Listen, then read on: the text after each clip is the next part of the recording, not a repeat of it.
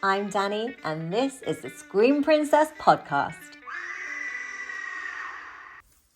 Hello there, everyone. Welcome to another episode of the Scream Princess podcast. I'm here today with Mark Iveson, film historian, biographer, and author, and fellow Northeasterner. Yes. So, I mean, I'm not really from the Northeast. No, you're called. You're moved to South Shields. You are called a sand dancer. I'm a sand dancer. I love that though. Yeah, you have sand dancers from Shields. You have the Smoggies are from the Teesside area. Right. The Geordies.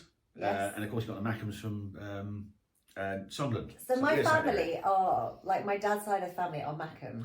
So they're from I'm sorry to hear that. It's the whole Newcastle Sunderland thing. It is, yeah. I do not like football. I'm not a football fan. I'm not a football. I understand because from being from Norwich, growing up in Norwich, like the Norwich Ipswich thing. Yeah. And I kind of like football. I used to. I don't really care anymore. Well, I did play a little bit of football, but I wasn't very good in my younger days. Yeah. And my granddad played for Newport County many centuries ago. I have no idea where Newport is. It's in Wales. Right. Okay. Yes, so that is my grandmother's a Welshman, is from Wales. Right. Yes. So there you go. You've learned something already. Okay, so this is why we're actually both in the same room today. So obviously, some of the podcasts or vodcasts that I film when I'm with people, it's when I'm at a festival or I'm somewhere. But generally, I have to do them via internet call because we're so far away. I'm so far away from a lot of people. But I was like, Mark, you're only up the road. Do you want to pop over, have a cup of tea, and why not? jump on the podcast? Why not? I'm a metro ride away. A metro, yeah. Yes. So I still call it the tube. Because I've lived in London for 16 years. I've lived up here for a year now. But yeah, I'm still calling the metro the tube. It's definitely the metro. I'm from Gateshead, and I've, in spite of the accents, you probably didn't know. Yeah, you don't really have a Geordie accent. No, I don't know. I moved out to London when I was 5.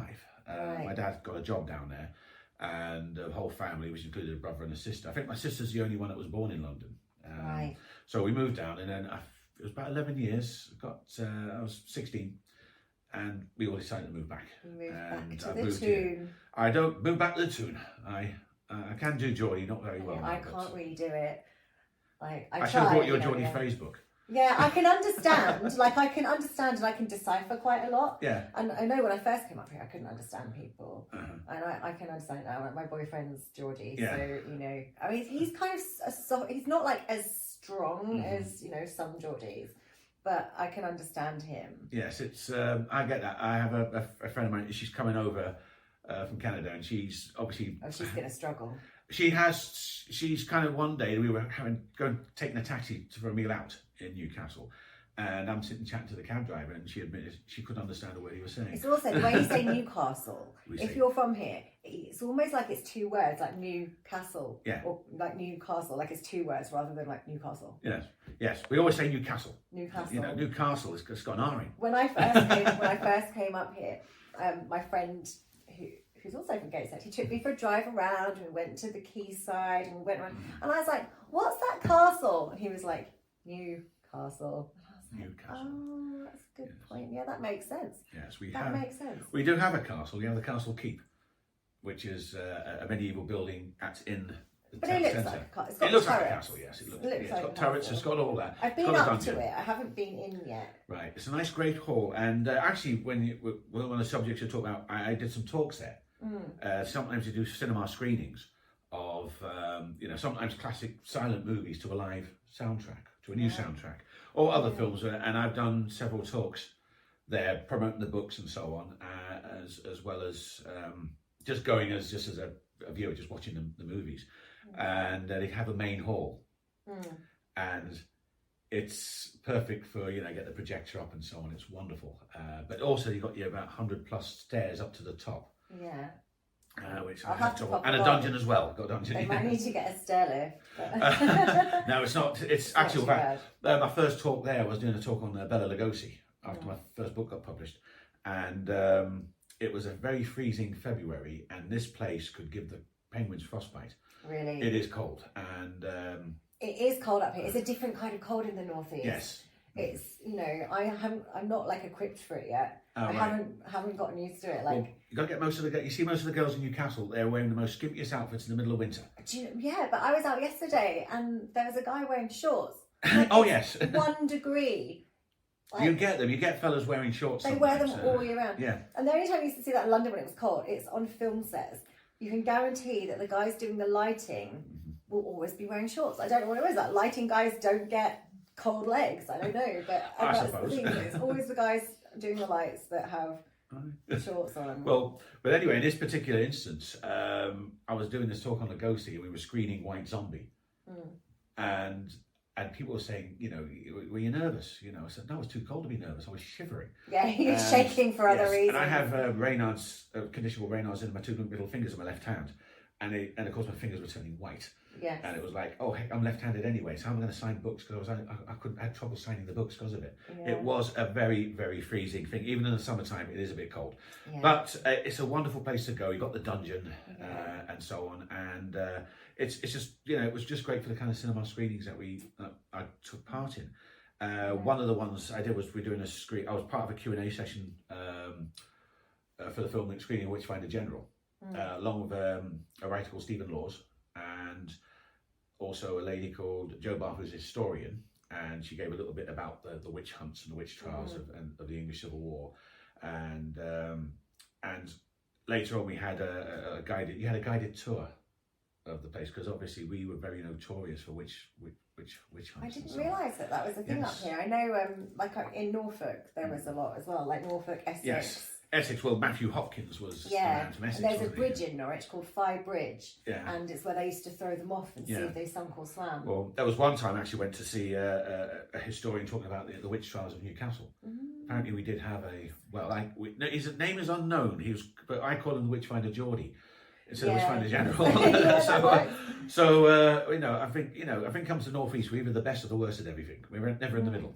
I don't know why. So, like, your books, they're all just kind of focused on people from what we call classic horror. Yes, so exactly. The kind of the Hammer year, the early Hammer and the Universal years. Universals so and so on. like, is it Peter Cushing was his? Peter Cushing, yes. He should be a sir. Is he a sir? He's not. He should have been. He should have been. They should do a post. How do you? A posthumous knighthood. Yes. I was going to say post hummus, and that would just be something else. He should have been. Christopher Lee was knighted. He was the one that was. But I feel like Peter Cushing should be. Like Sir Peter Cushing sounds right. I think so. Off your tongue, and you can add the OBE at the end as well, which he did get. Yes, I've done Cushing. That's I might as well. We're gonna do it in reverse now. Anyway, that's the new book. If you get the lights there, if you can see a better looking. Yeah. It's just come out. It's published with Telos Publishing, who've published my previous 2 books, and it just came out, and it seems to be doing well. I recently got the top 10 of best-selling paperbacks, and it's number 8. That's wow, it's amazing. We should go through them in order, though. We should do, yes. I mean, so have you put them out in order? They're in order. They're on my coffin table, which you can't see, but my coffee table is a coffin. We'll do the first one, which is called Cursed Horror Stars, and it's actually it's the biographies of 5 horror movie greats. As you can see, I have to look myself now. You've got Lon Chaney Jr., Basil Rathbone, Peter Lorre, Bela Lugosi, and a chap called Robert Quarry, who also features here as well. Whoops.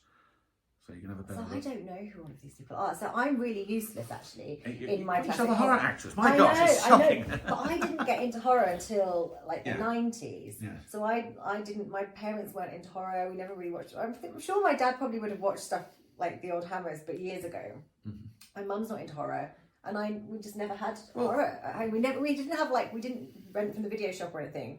So it was only like when Scream and all those kinds of films come out in the 90s that I kind of got into horror. And then I'm kind of trying to do my homework. Like I've got a Hammer box set and a Universal box set over there, which I'm kind of making my way through.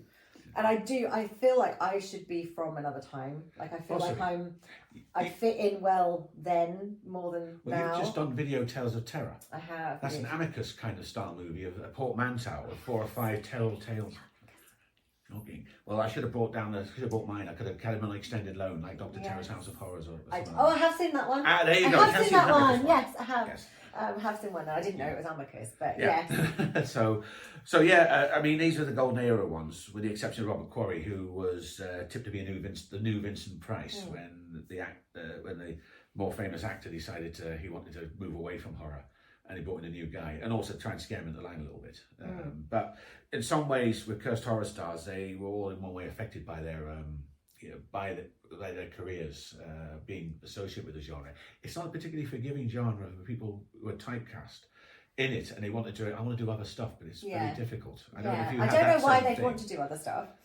Personally, I like sticking with horror. I can see what you're saying because I didn't train just to do horror. Like I went to drama school and trained as an actor, and I fell into horror, but I love it. And the people, I always say this, but the people are so nice in horror that I'm happy I've stuck there. And I feel like it's a way of carving out a niche. So a lot of these people, if they'd kind of done lots of different things, maybe they wouldn't be as legendary, and they really found a niche. People remember them. I used to write for a webman called Shadowlocked, and I was doing obviously film reviews and other stuff. I did a little piece. It was a series of articles before Shadowlock finally got defunct, but it was a lot of fun. I wrote about 30 odd pieces, and it was like it was mainly, actually it was kind of associated with the horror genre, where you pick an actor who has received some kind of cinema immortality on the strength of only one film.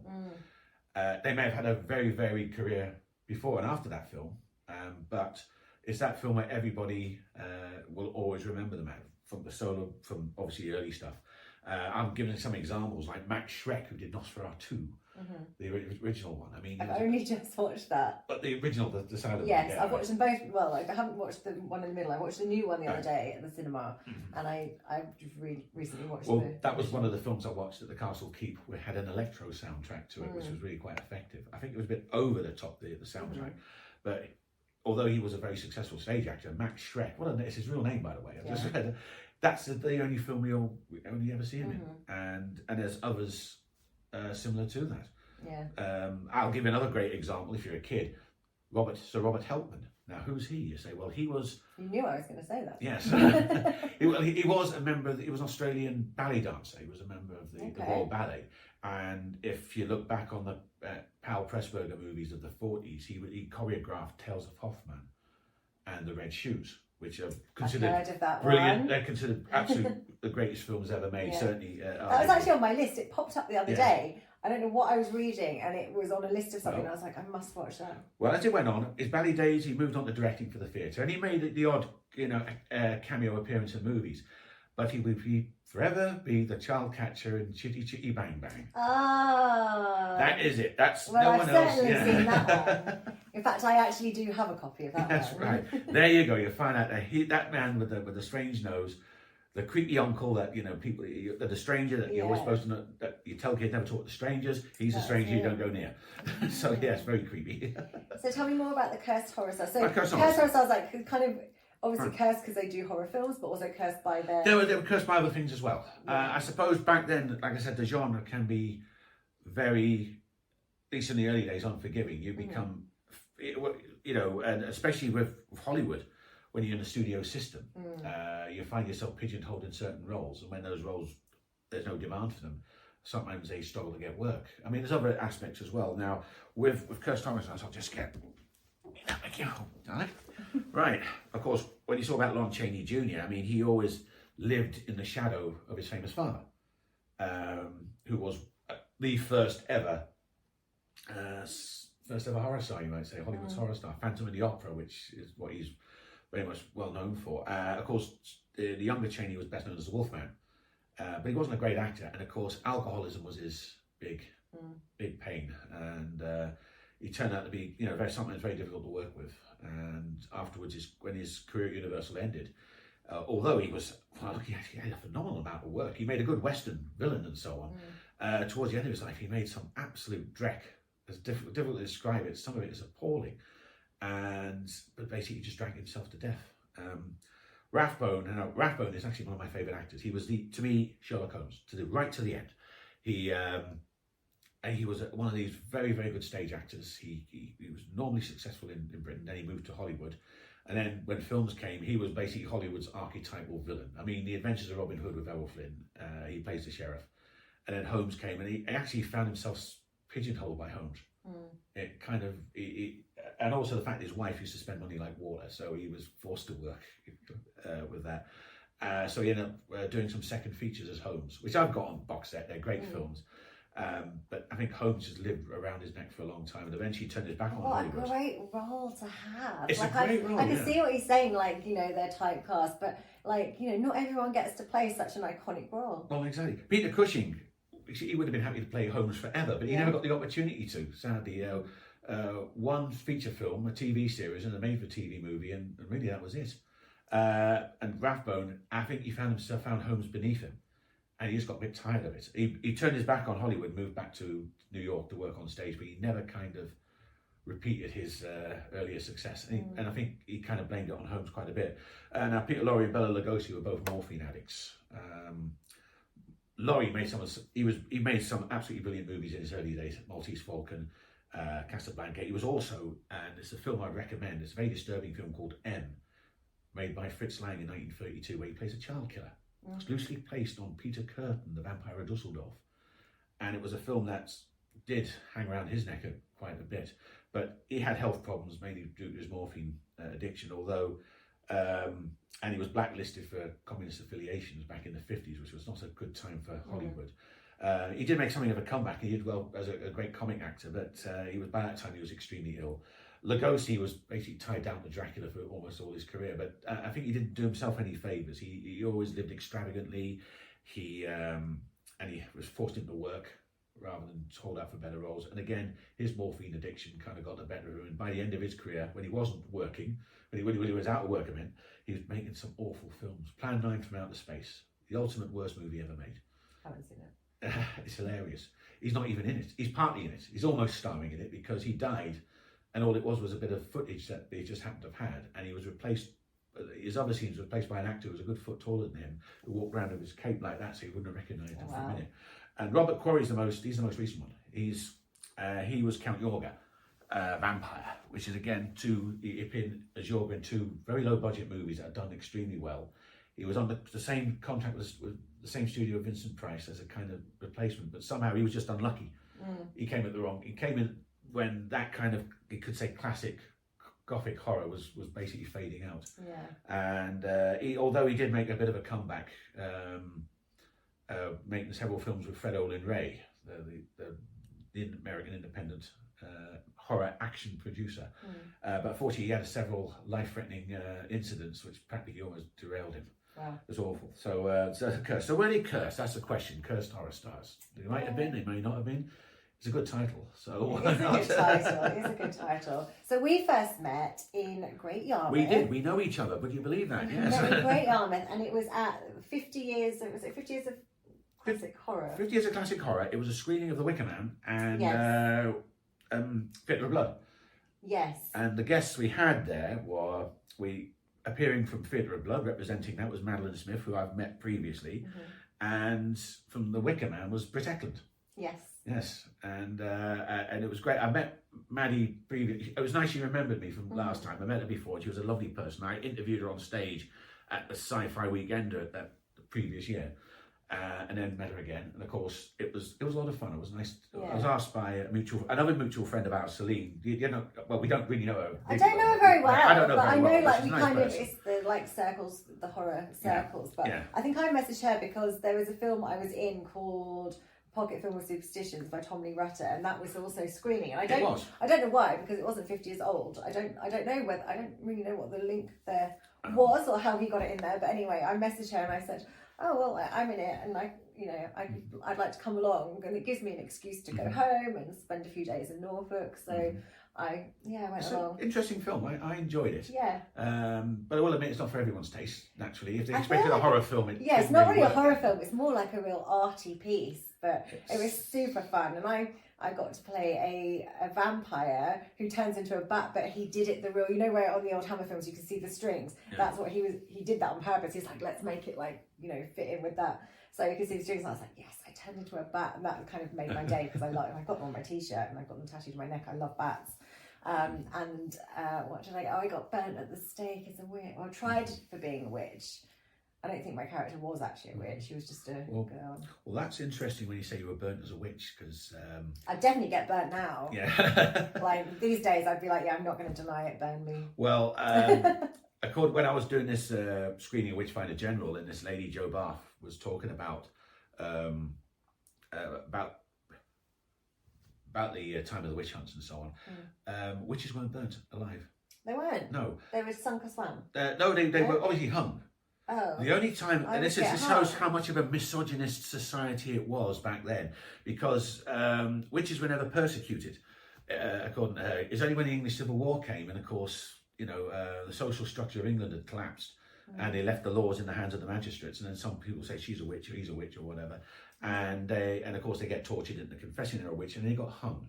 The only time a woman was ever burnt at the stake was if they murdered their husband. And Matthew Hopkins only ever burnt one witch at the stake, because she admitted, well, under certain friendly persuasions, that she murdered her husband through witchcraft. So that's it, you got burnt at the stake. Did he deserve it? Did he deserve it? It's probably a good question, I would say. I feel like he might have. It's a possibility. I don't know the ins and outs of it. Either way, she would have been just leaving him. So you weren't allowed back then. I think you weren't allowed back then. It's very true. Them. Yes, exactly. It's only in Scotland and France that they actually burn witches, and of course in the Middle Ages. Because I know in Scotland there was like a lot of witch hunts in the borders. Exactly, yes. And in the Middle Ages, witches weren't bothered. So if you watch Monty Python, the Holy Grail, the historical accuracy's gone out the window. They didn't burn witches back then. It's a nice story. Well, it's not a nice story. It's a horrible story. It's not a horrible story, but it's an interesting like, story. It's yes. an interesting story. Yeah, I don't think she's burn the witches. I actually went along to where did I go? Is it Pendle? And there's Pendle Hill, and that's where they walked the witches. And I had a photo shoot in Bury, and I booked a hotel, and I was like, oh, I'm going to go up a day early, and I'm going to do the walk. It's actually a hike, and it was on my list of 100 greatest hikes or something by the Ordnance Survey. But I did it in like, I'm sure it was January, and it was muddy, and I was like, my feet were sinking in the mud in these fields. But I was like, no, I'm going to do the witches walk, and it's an interesting walk. But they walked them all along there on chains, which is very sad. Very, very much so. It's a very, very, very violent time. It wasn't just the actual war itself. Yeah, I'm glad I don't come from the Middle Ages, because no, that's I certainly haven't. I'd have been hung or tortured or burnt or something like that. Something would have happened to me. Yes, it's unfortunate. All it would have been for is cooking with herbs or something. It'd have been like, yeah, something like that. And in fact, you've got two cats. I have got two cats. You've got witch. You're a witch. You have witches familiars. Yes. I mean, I did want black cats for that reason. It's like, I want a black cat, and also because people. They're the ones that get left. No one wants a black cat, which is bizarre. I don't know. Black cat's a black cat. It doesn't bother me. No. And mind you, your cat magic was giving me some funny looks. So yeah, she's like, why aren't you feeding me? She's something. All right, that's probably what it is. Yeah. Magic's like, well, she was about, and midnight's probably under the bedroom. All right. So on to your second book. Right. What have we got next? Vincent Price, The British Connection. Yes, again, as with Curse Horror Stars, published by Telos Publishing. I actually wrote a piece for Shadowlocked called Vincent Price, The British Connection, just a brief article of all the British films that he'd done. And I just thought I could expand that to book form if I could. Yeah, I think I will. But it's a biography, obviously. It's very much, the first half of the book is talking about his early life, but what I was trying to do is emphasise his very strong British links. I reckon some people who had first got introduced to Vincent Price were probably convinced he was English because of his wonderful speaking voice. I didn't know that he wasn't. Yeah, he was a St. Louis native, which was okay. And his father was a sweet manufacturer, one of the most foremost ones in St. Louis. I said, and so he was something of a, I suppose, our idea of Willy Wonka. He did sweets, he did gobstoppers, the jawbreakers. So he came from a very upper middle class family. So he could have had a very different career and taken Gene Wilder's role. Possibly, but his initial career was in the arts. It was very much one of his things was he became fascinated by art. There is a Vincent Price art gallery in East LA. I went to East LA, but we couldn't find the damn thing. Oh, really? Years ago. It was a long time ago. Yes. So eventually, we just gave up. Me and the guy I went with, we just went to the movies instead.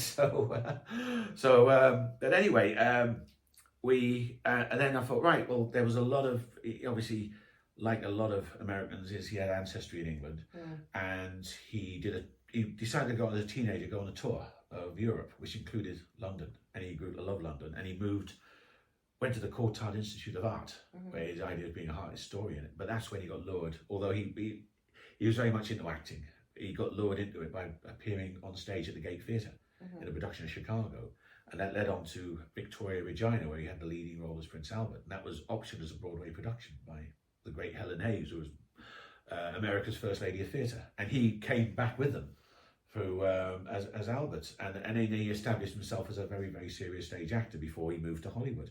So yes, there's a lot of English links, and he played English characters in he played Charles II, he played Walter Raleigh in various movies, and his second wife was British. It was only when he became a horror star, he was under contract with American International Pictures, who were America's equivalent of Hammer.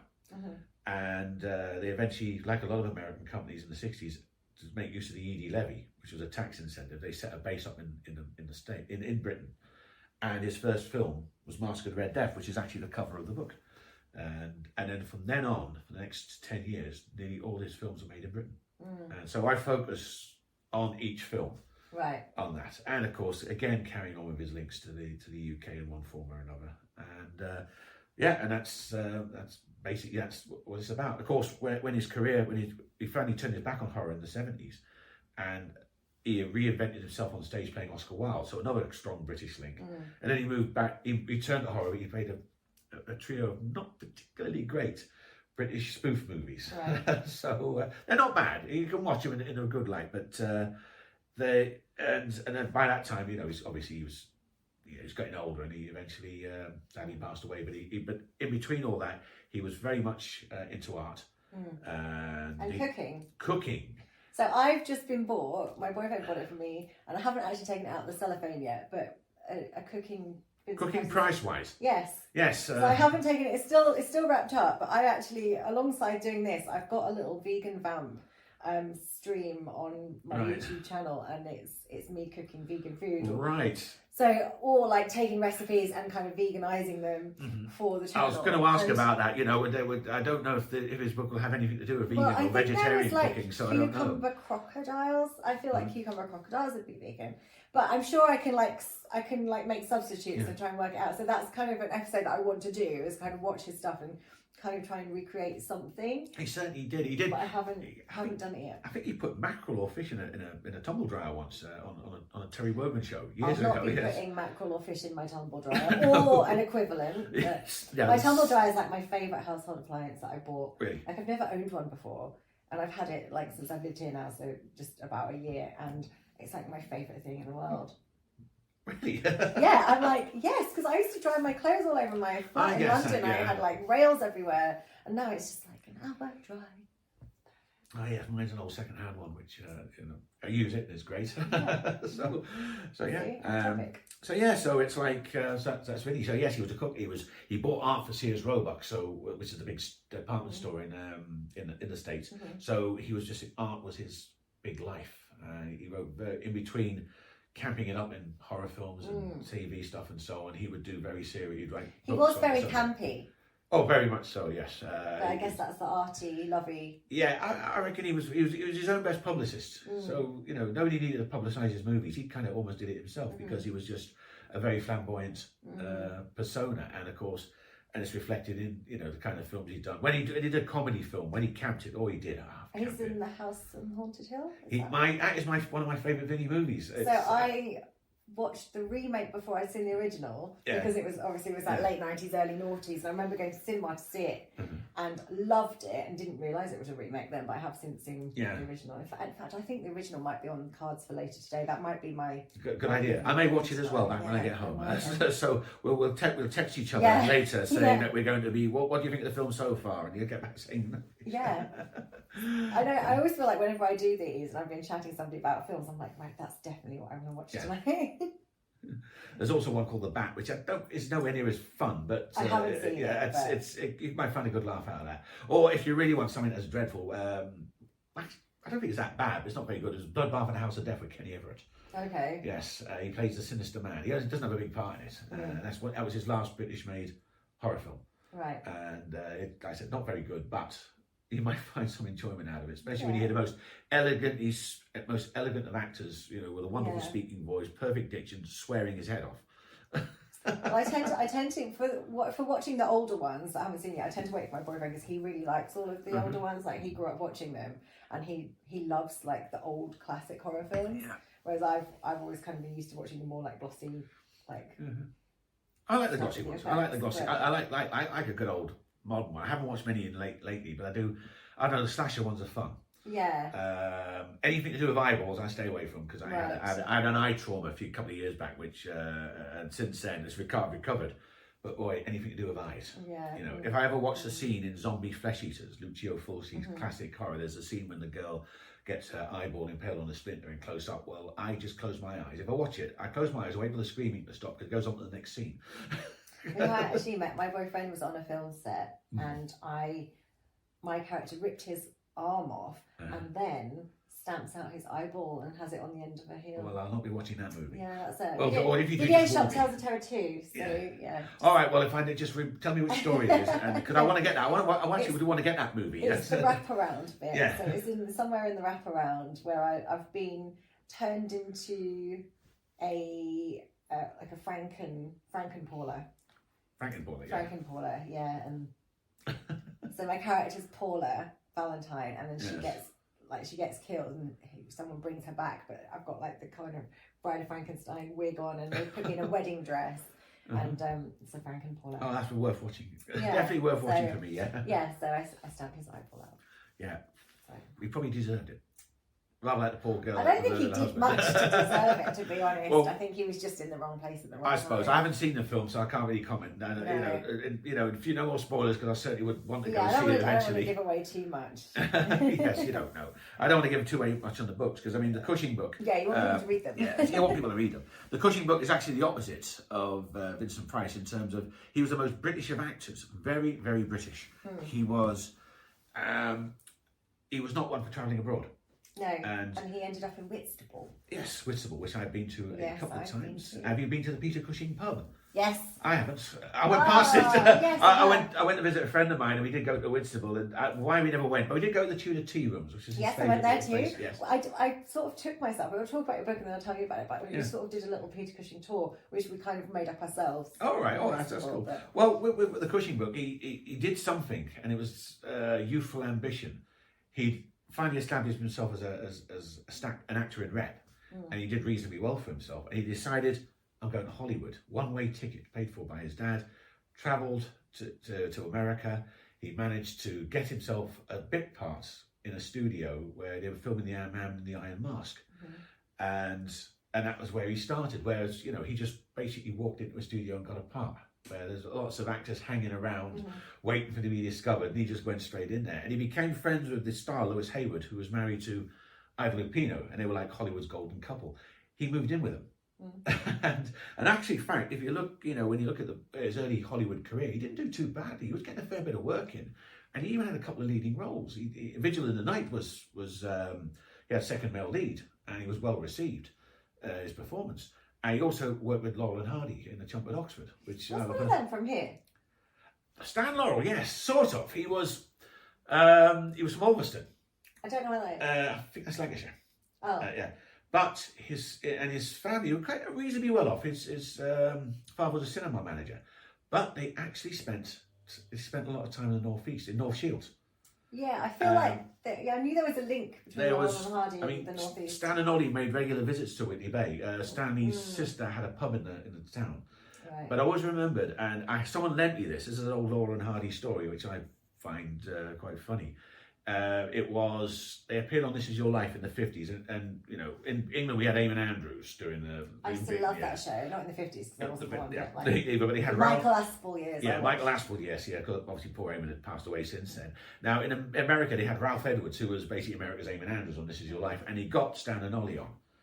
And of course, this must be the first time he ever heard a Geordie accent on American TV, because as Ralph Edwards say, all the way from North Shields, England, your school friend, and he actually walks on stage and says, "How you doing, Stan Yarrett?"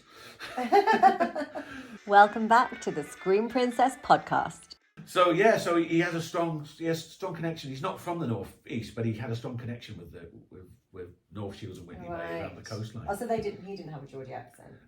Well, I think there was if you watch a Chump at Oxford, he does, when he gets a blow to the head and becomes Lord Pannington. Right. And he speaks in a posh voice, but I can hear twinges of Lancashire and I can hear twinges of Geordie in his voice, so it does slip. I've a couple of times I've accidentally said "can it" instead of "can't," and then I'm like, what is happening? Can you do that, Pat? I can it. You can't do that. And You've only been here a year now. Why don't you just give it time? I know. And I'm like, I must work on my voice and keep my accent. Well, I promised I'd take her out around Newcastle with my circle of friends and so on, and then you'll find out. I'm terrible for getting out because I'm such a homebody, especially when it's cold. Like in the summer and the spring, I might leave I might come out. We're planning on a few good nights out later. Yeah, when it's cold, I'm like, oh no, I can't go out. Yeah, because I always sent you messages when usually I got a friend of mine who said, "Do you fancy going out? Let's have a night out on such and such a Saturday." He said, "Yeah, sure thing." We get our friends out and so on, and I send you messages as well, because you only just moved up here. Yeah. And I moved up here, but then I ended up in Scotland for a while. Yeah. So I ended up kind of, because it took me a while to get my keys, and I ended up moving with my boyfriend in Scotland and staying there for longer than I was meant to. Really, I thought I'd get my keys a lot sooner. And then I came. Yeah, well, then I kept sending you messages. You want to come out? You get to meet a few people and so on. And you're always busy though. You were flying. You were jet setting lifestyle, making your latest movie. I was. I've calmed down a little bit now. I was busy because I moved, and then I ended up kind of filming in the south, and I ended up in Texas. I remembered you said, "Sorry, I'm off to Texas." Yes. And I said, "Can I come?" Yeah. I've never been to Texas. It was nice and warm. It was cold here, and I was just loving the heat. But most of the filming was actually indoors in the studio, so that can't be good. Well, no, and then they've got aircon on, and I'm just like, oh, now I'm cold again. This what gets me with the behind the scenes stuff that happens in your movies. When I watch a movie, I see if it's a horror film, as an example. If somebody gets an axe in the face and so on, oh, that's great. That's one scene, brilliant. But however, behind the scenes, it's all got the fact that the makeup artist has got to fix an axe on some poor person's face. You got to sit around and twiddle your thumbs and do that. When I think about sex scenes in these movies, I mean, crikey, how long do they must last when you get a film crew staring at you? It must be off-putting. Yeah, I don't really get them. No, I didn't say you would. Just say it's an example of that. I've been lucky. I haven't had any really I've had a couple, but I prefer not to. I prefer not to do anything like that. No, I get it. It just seems kind of weird, If I think about the American porno industry, you got a whole camera crew watching that, and I thought, I don't think I could do that. No. But yeah. So where's Peter Cushing originally from? Well, he's born in Kenley in Surrey. Right. I think I've got to remember that now. And he was a film fan. He loved acting from when he was a kid. He wasn't a particularly academic person. He was very good at art. So there's another art that he painted some wonderful watercolours. And he was no good at anything else. He managed to get himself a surveyor's job through his father, and then he started acting in local amateur dramatics and so on. And eventually he moved to Hollywood. Like I said, he did a reasonably good career, actually. He did quite well, mostly bit parts, but he was there, and he made appearances. And then this is what got me homesickness. He was on the verge of stardom. He had a contract offered to him, and but by that time war had just broken out. He was homesick, and he decided to work his passage back home. Was not an easy time, because when you think that ships, planes were requisitioned for war at that time, he basically had to almost work his way back there. And it's a shame, because sometimes I wonder to myself, if he had stayed, he had Lois Hayward and Ida Lupino, who were basically a big influence on him, and he suddenly became friends with a lot of the British expats and so on. He impressed a couple of directors. So I think he would have had a very, very good career. I would say as a light leading man. Probably in the lines of David Niven, someone like that. Maybe not as big as Niven, but certainly has that kind of quality. And then he could have moved on to better roles as he got older. But no, he turned his back on it. And sometimes you wonder if it was a mistake or not, because he did struggle when he returned to England, he couldn't get into the armed forces, but trying to establish himself as a stage actor. He'd married by then. He was very much devoted to his wife, and it wasn't until the 50s when television was in its infancy that suddenly he became a big star. So part of it's obviously, it's a biography again, but I'm trying to focus on the films that he made overseas. So he did his Hollywood films, and by the 50s he was starting to emerge as a supporting actor in quite a few big budget epics. You got to watch The Black Knight. It's hilarious. Alan Ladd, an American actor playing the Black Knight. It's something like, it's straight out of a Carry On film kind of thing. But Cushing is absolutely brilliant as the villain. Right. So, and then Hammer came, and that's where he became a star. And then after that, he was basically he basically just made films in Britain with the odd excursion abroad, like he went to Israel to make She. And I think there's a lot to do with the fact his wife's ill health. But that was still Hammer. It was still Hammer, and his wife went with him. But obviously, but Hammer was, but it was made overseas. It was a made film. I'm focusing on his overseas movies, and he could have moved away from horror films and did more bigger budget international ventures, which Vincent Price should have done as well, which required British actors who can play good supporting roles. He didn't, because obviously with his wife's poor health, he took on some pretty poor movies. And then from the 70s onwards, he made some of the weirdest films abroad. He makes an excellent one like Horror Express, which I'd recommend anyone to watch. And then at the opposite end, he did a film called Hitler's Son, which is on YouTube. And I kind of watched, well, when I say watched it, I sat through it thinking, this is garbage. And this was made after he did Star Wars. Right. He made some very strange career choices after Star Wars, and then eventually retired. So I suppose you don't know it's going to be a bad film. I suppose. Until Yes, he did. Oh gosh, he did another one called A Touch of the Sun, made in Kenya, and I watched it on TV, wondering what the hell. But a nice trip to Kenya. Probably was a nice trip to Kenya. He was there with his old Hammer stalwart Oliver Reed, and I would imagine the two of them must have been propping up a bar saying, "We made good films once upon a time." Yeah. So it's so yeah, that was the focus, his overseas career, and so on. But also, it's a kind of frustrating read. Frustrating trying to research him into his life, because his autobiography, although it's wonderful, gives very little away about the actual films he did. Where the fans, if you wrote your own autobiography and so on, I would, as me as a person, yes, it'd be nice to know about your life and so on, because I did find you out on Wikipedia, or found all the dirty secrets. Well, they're nothing. It's just like. You started modelling, then you went to drama school and did acting and so on. That's how it works, nothing overly. But if I wanted to read your biography, I'd like to know about what the movies that you did, what you all the daft things. Well, that happened. I suppose it depends who's reading it. If you're a film fan, then you want to know about the movies. Oh yeah, of course, yeah. It'd be partial. I mean, when you write your biography, you will be kind of want to know a bit about everything. Yeah, exactly. So that's what I would see, and he didn't do that, and that's a bit frustrating for me. It's more about his life than. It's but it's more of a memoir. But that means more work for you, so you've got to actually do. Yeah, it hasn't been easy, especially with the obscure films. Finding them on YouTube and just sitting there reading the critical comments of it's just from the fan people who watch it. And I thought, oh god, they are dreadful. But so how did you? I mean, what were your first? Like, when did you first? What was the first horror film you watched? Oh, right, I can tell you straight away. Dracula, Prince of Darkness with Christopher Lee. Right. I have my recollections of why we watched it. I don't know, but he scared me, but he was great. My first Cushing film was actually Doctor Who and the Daleks. He played Doctor Who himself. I didn't know that either. There's two feature films that they're based on Doctor Who stories from the TV series in the 60s, but they're changed a little bit. The Doctor Who in the films, he's not a Time Lord. He's just the old scientist who creates a TARDIS. And he also followed up with Dalek Invasion Earth 2150. I saw those films. That's where I became a Cushing fan. Right. And oddly enough, a couple of years ago, I went with a friend of mine. They had a special, the Doctor Who double bill at the Tyneside Cinema, and I got to watch them at the cinema, and it was great fun, So is that the film that kind of got you into horror? It kind of moved on. It got me into Cushing, and then I saw him in Frankenstein Must Be Destroyed, and then I found out more about him being a horror star and so on. So yeah, but my first horror film, if I remember, was Dracula, Prince of Darkness. Did you ever watch like horror cartoons or anything, or is it? No, not really. I recall. You weren't like a little kid that was always into. No, not really. I mean, obviously, as a kid, I watched, Bugs Bunny, Daffy Duck, Tom and Jerry. So yes, I got fascinated by violence as well. And of course, we all got traumatized when Bambi's mother got shot as a kid when I saw him at the cinema. I don't know why it's horror. Watership Down. I mean, that's a horror. I've only ever watched that once. I couldn't watch it again. Yeah, I think it's a kid's version of Schindler's List. So, But I like the song though. yeah, the song is excellent. Yeah. I just found, I mean, I'm also into other, I mean, not just horror, I just love movies in general. I'm a big fan of James Bond. I grew up watching 007. British comedy.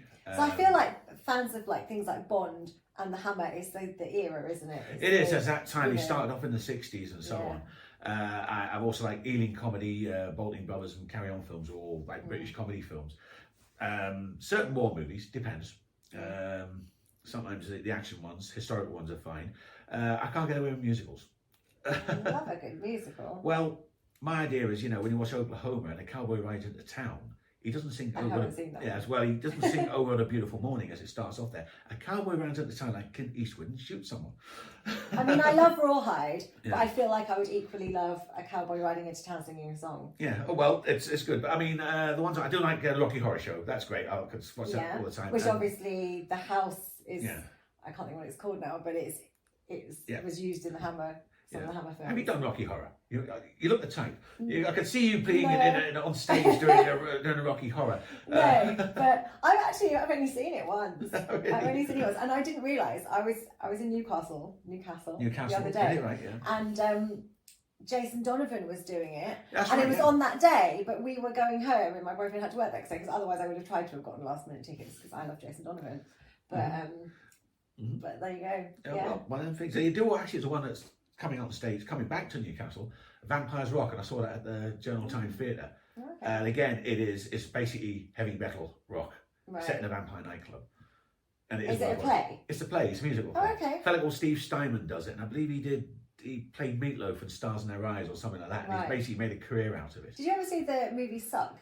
No. So that's a vampire film. I think it's got Alex Cooper. I think Billy Idol might be in it. It's got a few people like doing little cameos, and it was about.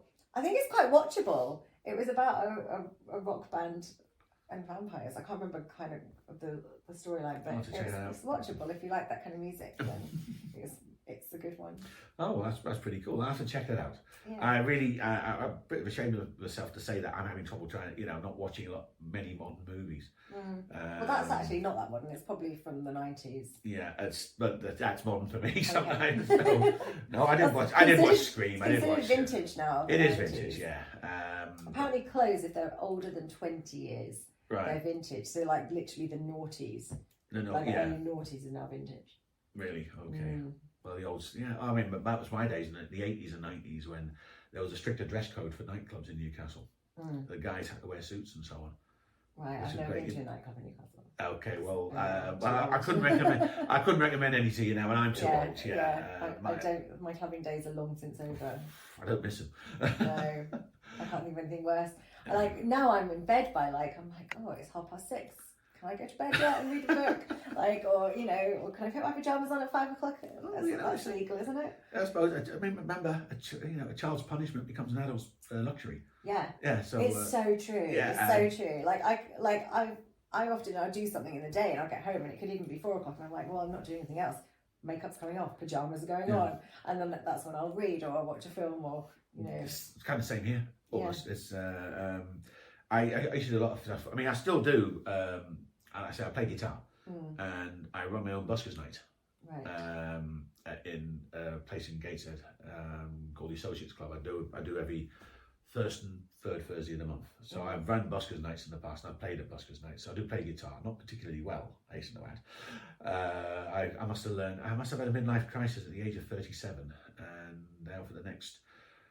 Getting on for the next 20 years, I decided that I would play a guitar, and I've been playing it over the next 20 years without showing any sign of improvement.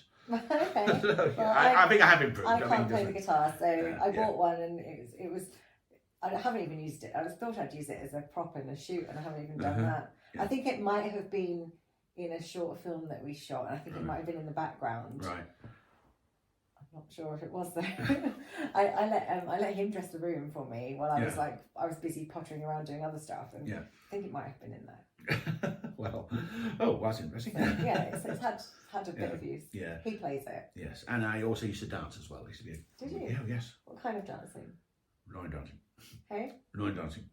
Line dancing. Keep it quiet.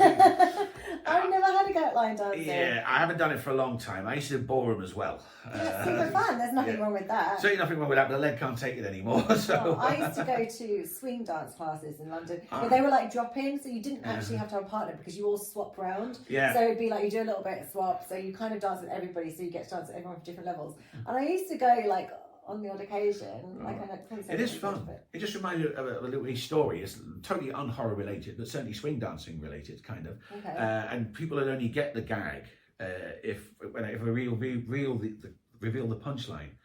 So only certain people get it. So either you're going to be laughing and saying, "Oh, that's amazing," and all that, or you're going to have a quizzical look on your face saying, "No, I'm worried now." Okay, well, there we go. Well, this is going. It was one Easter. I go to a pub. I go to the Time Bar. And down in Ousbourne village, it's on the Newcastle side of the quayside, the river. And it was one particular beautiful Easter day, Easter Sunday. And there was a band on called the King Bees. They're American swing. And I've seen them many times. They are very good. I would certainly recommend them. And they actually had, and I believe they were called the Newcastle Swing Dancers were there. Now it's the outdoor stage, open area. They were all doing jive to rock, salsa. They did the whole Americana stuff, and it was great watching it and all that. And I found myself saying, I wish I could go back to dancing again, but I know I can't. But then this rather interesting chap turned up. He had a wide-brimmed bandana, he had jewelry, he had a few people around him, and a friend of mine went and said, is he famous? He looks familiar. I couldn't place him. I thought, yeah, he must be. People are taking selfies with him and so on. And I found out, and this is the punchline, we'll see what you look like. It was nothing all but Steve Van Zandt from Bruce Springsteen's E Street Band. There you go. I can see the look on your face. Who the hell's he? I've heard of Bruce Springsteen. Yeah. He's in The Sopranos as well. He's an actor. Have you ever seen it? Apparently he was doing a gig at Whitley Bay Playhouse, which I've been to many times for events and so on. And he obviously heard the music from the hotel he was staying at, went down there and just basically put on his Twitter account, I recommend the King Bees, I recommend the Time Bar. He got tickets for the boys to go and watch him at his gig and so on. And there you go. And the boys, at last I saw them, they're milking this association forever. Right. But this is the old story. I get that when someone said, Steve Van Zandt, I don't believe it. Oh, why do you so? Did you get to speak to him? Which I didn't. And others would say who. So you're the who. No, I'll let you off. I'm a who. Yeah. So what are you writing anything at the moment? Have you got I have got an idea for a book. I can't say too much about it, but it is, you can if you rewatch this, we have talked about it. Oh God. Not intentionally, obviously. We've had discussed something and you brought it up. That could be anything. It could be anything. Could be absolutely anything. I haven't started on it yet. I want to, obviously I've got a few events that I'm lined up for. And so you do talks and things as well? I do a lot. I've done a lot of talks.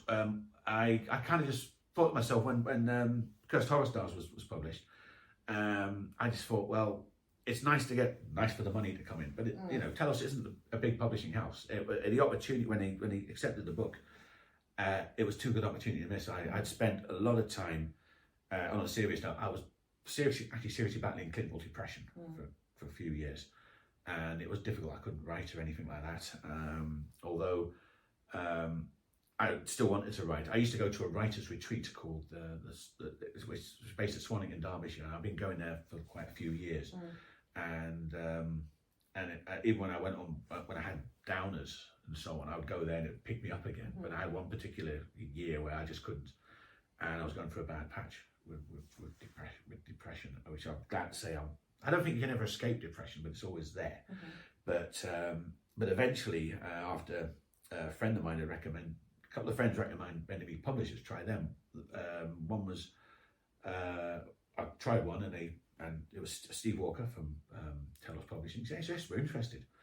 And they said, so the thought of it, I mean, I could have gone to a bigger place and said, make millions. I didn't. The idea of getting a book published was too good an opportunity. Now, knowing that I was obviously not the biggest publishing house, and it's nice for the money to come in if you do sell. But I thought, I'm going to do this. I've got to do some plugging myself. I've really got to say, I've got to make this work for me too. Obviously, having a job, I'm restricted to the New York Northeast area. So I put myself about, and I eventually got myself some speaking engagements at the Castle Keep. At the Bela Lugosi story, when my hands were frozen and so on. And I've done several talks there. And then I got involved with, met someone called Chris Phipps, who sadly was very much my mentor. I only know him a couple of years. Sadly, he passed away a little while back, and he got me involved in the Newcastle Book Festival. I did a talk there. He got me involved in the Whitley Bay Film Festival. The Whitley Bay Film Festival is something I've been actively involved in for a long time, and it's always on. I love Whitley Bay. Yeah, Whitley Bay is great. I mean, they have events on at the let's say the Playhouse and the Exchange Theatre in North Shields, all around that area, and it's an amazing event. They've had people like Tony Iommi from Black Sabbath, Roger Daltrey's been a guest speaker. My favourite, Bill Nighy, he turned up once, and that was an amazing event. Ian Lefrene, who's the creator of the Likely Lads, is the patron, and he's been on as well, doing some talks. Last year it was Rocket Man, a screening of that with Dexter Fletcher, the director, doing that. And I've done several talks there, not as famous as that lot, but but yeah, actually, one of my favourite fish and chip shops is in Whitley Bay. Yes, they mentioned that one. Yes, Fisherman's Bay, and they do a vegan omelette fish, and it's incredible. And they also do a mushy pea fritter and a vegan sausage. It's like I've got options. Like usually as vegan, you get options. You're very limited with fish and chips. They're great. It's really good. Like whenever in Whitley Bay, often park at Tynemouth. Yeah. We'll walk to St Mary's Lighthouse and then back. So that's and then we always stop there for food. You will find I've done several talks at St Mary's Lighthouse. Have you? Yes. I've never been up. I've never been in actually. I've been like outside. We don't actually do it in the lighthouse. We do have there's a little conference room. Right. And I've done a couple of Vincent Price movies. We've did talks on them. I did one with Chris for a film called Tales of Terror, which is my favorite. Actually, when you talk about anthology films, that's my favourite one. One of my favourites. And then another time I was doing a talk on Scream and Scream Again, which features Vincent Price, Peter Cushing and Christopher Lee, all in very small roles. Right. If you're sitting there looking for the ultimate horror experience of those three actors, in, forget it. And oddly enough, they only ever did one other film together called House of Long Shadows, which isn't very good, but at least they're all together. Yeah. And of course, it's a very weird movie. I recommend you watch it, but it's like the Expendables of like with all the action stars. It would be great to have had like a horror film which had pulled them all in like major roles. It just didn't work. Sadly, and it's a good film, but it's very confusing, and it's got a straight mishmash of weird genres and themes and so on. So you're sitting there. I did the talk on how it got made and so on, and then eventually at the end, when the film finished, and I did a slight like an informal Q&A, and I said, any questions? Just go for the hand. I said, oh, we don't mind me asking, but what's it all about? She should have listened. Well, I sat there and said, I've watched that film several times, and to be honest, I'm buggered if I know. So I can work it out now. But so Whitley Bay's been a big thing for me. So I've done like several talks, and more recently, away from the area, I did the Sci-Fi Weekender a couple of years ago, where I got to meet Madeline Smith, who's adorable, Michael Jason, who I got to become really good mates with. He was talking about his career, and I asked him some, he told me some great stories. I mean, if you're not familiar with me, he was Raquel's dad in Only Fools and Horses. If you may have seen Only Fools and Horses, I don't know. I have, but I can't remember his Well, dad. he discovers the Victorian timepiece that makes Delhi millionaires. Oh God, I can't remember. It was a long time ago. Well, he did some leading roles in some great movies and some bad movies as well, which I asked him about. And Brian Blessed was there. I couldn't get anywhere near him because he shouts too much. No, he seems like a nice fellow. He was nice, pleasant. Seemed like a nice fellow. I just never got the chance to talk to him. And that was a lot of fun, interviewing Maddie Smith and getting interviewed myself on another stage. It was great, and it was thanks to David Howe and his wife Samantha. David's the co-owner of Telos Publishing, and Samantha, who's a phenomenally talented writer, and she's actually one of her books, Stranger in Her Bed, was adapted into a movie, and she's a very good horror writer. Certainly recommend her work too. So I've got to say this, you see, and they got me involved, and it was great. And they got me involved in another festival, a Halloween festival, where they had the zombie walk and so on. And honestly, it was like we went to all kitted out in our black tie and cocktail dresses to go to a vampire's ball. Amazing. Actually had a string quartet doing everything from Mozart to the Addams Family. It was amazing. That's incredible. And then more recently, and that's where we met, was at that 50-year thing at Great Yarmouth. Yes. And meeting Britt Eklund and so on, and meeting Maddie again, Pauline Pert, who's adorable, and getting to meet you, just saying, right, I wanted a selfie. That's the thing now, you don't do autographs anymore. You know, selfies are the new autographs. You know, you meet somebody famous, click, you know, get a picture. That's it. So, yes. Yeah. I think every year the Grey Yarmouth that she does like the next year. So yeah. I think she has announced the new one. I don't know. She's got involved in one down in your hometown, down in Norwich, yes, and I may well have to pop along. I hope you do. She said Celine Baxton Brooks is a delightful lady. Like I said, we don't know her very well, but we know her well enough that she is a lovely person. Yeah. And she mentioned about this Vincent Price Day on the July 19th. Got to remember now. So I said, right, okay, I managed to get time off work. I got my hotel, got a travel lodge booked and so on, and she said about getting a stall. I said, yes, I'll bring my stall down. And this is where we're going to meet like Victoria Price, Vincent Price's daughter, who I've met before, and Big Madison Smith and Ian Ogilvy, was a guy from Witchfinder General himself. So that'll be great to watch. Exciting. Yes, and so but Victoria Price, I've met her, and I said the Darlington Film Club, which I got involved in that and done several talks there. And that's where I got to meet Victoria Price, and I was totally, being a big fan of her dad, I was absolutely shaking. Oh my God, I'm meeting his daughter, I can't believe this. Actually, we have chatted for literally an hour. I feel like you're going to have to come back and do another one soon, because I feel like there's so much. Well, I don't more. live far, I'm in Yeah, Metro. exactly. I know where you live now. I mean, where I live now. I will admit, I had to go down here quite get a little bit early, because I didn't want to take the car. Before I joined the civil service, I used to be a driver. Right. I got to know my way around there. So if it had been like, 30 odd years ago, I would have found you straight away, and bypassed all the one-way streets in my car. I mean, I use sat-nav. Like, I use my phone on sat-nav, because otherwise I'd get nowhere. Like, this is a day when I didn't have sat-nav, you see. Yeah, like, I don't know how people survived. I would get nowhere. But yeah, we are. Time is up. Time is up. But I will say, I've got to say something before we even start. Do your plugs. I've got to do a plug. This is the plug. And sorry to interrupt. I was being rude. Right, I'm doing an event. This is the biggie. It takes place on the Friday 16th of May. It's at the Station East pub in Gateshead, and it's called Meet the Writer, Meet the Witch. And just for argument's sake, I'm the writer. My friend Lucy, or Hakate, she calls herself, is a high priestess. She's a Wiccan. We did an event a couple of years back called Meet the Author, Meet the Artist, because she's also a talented artist. We're doing something similar, and there's tickets are on Eventbrite. They're free.